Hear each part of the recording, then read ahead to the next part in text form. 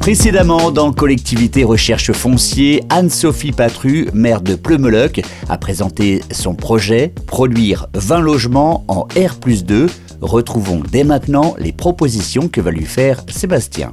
Allez, on retrouve Anne-Sophie pour lui faire découvrir les 4 pépites que nous avons dénichées sur son territoire. On débute par cette première pépite qui se trouve en cœur de bourg. Il s'agit d'un terrain nu, ce qui facilite bien sûr l'implantation du bâtiment et des servitudes. Le point négatif que l'on peut y voir est que cette construction sera prise en compte dans la capacité à bâtir de la communauté de communes et grignote donc les opportunités d'avenir.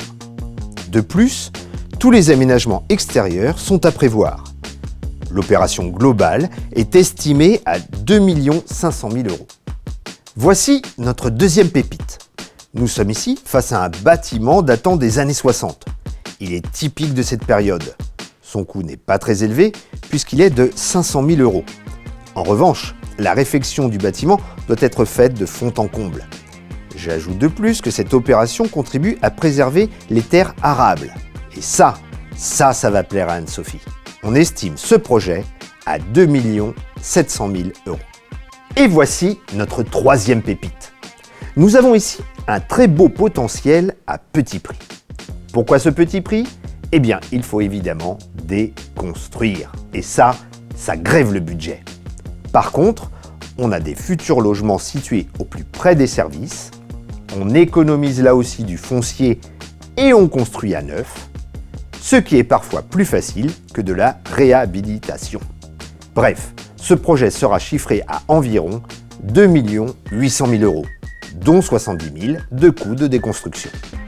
Et maintenant, notre quatrième et dernière pépite. On retrouve dans cette pépite le même type de projet que la deuxième, car il s'agit d'une déconstruction-reconstruction. Dans ce cas, une dépollution importante des lieux est à prévoir. Et là, on grince des dents. La dépollution peut être très onéreuse. Bref, on arrive à un coût de 3 millions d'euros, dont 400 000 attribués à la dépollution. Maintenant que nous avons fait le tour des propositions, la balle est dans votre camp, Anne-Sophie.